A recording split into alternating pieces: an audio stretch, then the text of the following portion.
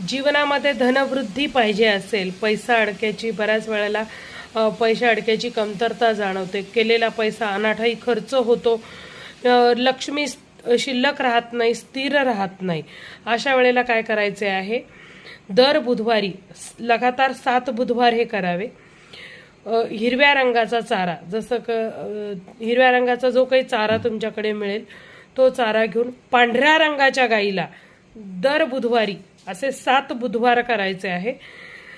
7 बुधवार तो गाईला खाऊ घालायचा आहे. त्याने पैशांमध्ये जे काही तुम्हाला अडचणी निर्माण होत आहेत, पैसा मिळवण्यासाठी सुद्धा जे काही मार्ग आहेत ते मिळत नसतील किंवा आलेला पैसा टिकत नसेल तर हा उपाय जरूर करा. अतिशय सोपा आणि घरगुती असा हा उपाय आहे.